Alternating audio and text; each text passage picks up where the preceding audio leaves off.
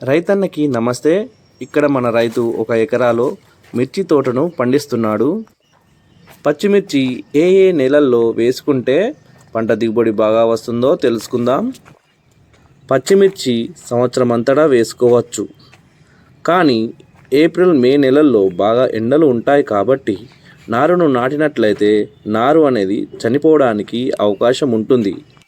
కాబట్టి ఎండాకాలం అనగా ఏప్రిల్ మే నెలల్లో పచ్చిమిర్చి అనేది నాటుకోవద్దు.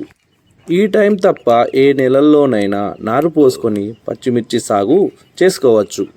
ముఖ్యంగా పచ్చిమిర్చి అనేది మనం కటింగ్ నుండి 3 నెలల ముందు ప్లాన్ చేసుకోవాలి.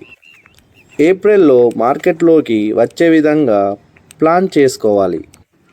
ఏప్రిల్ నుండి మే, జూన్, జూలై, ఆగస్ట్ మరియు సెప్టెంబర్ నెలల్లో ఈ 5 నెలల్లో క్రాప్ తీయగలిగితే మంచి రేటు అనేది రైతులకు దొరుకుతుంది.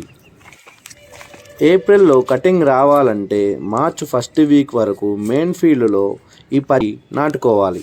ఎందుకంటే ముందు అనగా ఫిబ్రవరి వరకు కూడా నారు పోసుకోవచ్చు.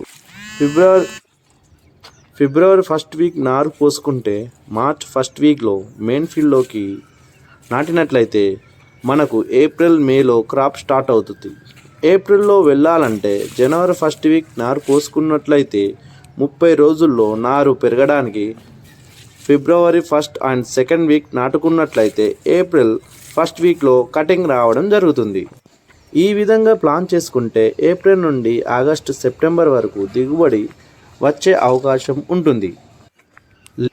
లేదంటే జూన్లో నారు పోసుకొని జూలైలో ఫీల్డ్లో నాటుకున్నట్లయితే మీకు ఆగస్టు సెప్టెంబర్ అక్టోబర్ నెలల్లో దాదాపు 60, 70, 80 రూపాయలు కూడా మార్కెట్లో ఉంటుంది. ఈ విధంగా పచ్చిమిర్చి వల్ల ఎక్కువ లాభాలు రావాలంటే ఆగస్టు సెప్టెంబర్ అక్టోబర్ నెలల్లో కటింగ్ అనేది చేసుకోవాలి.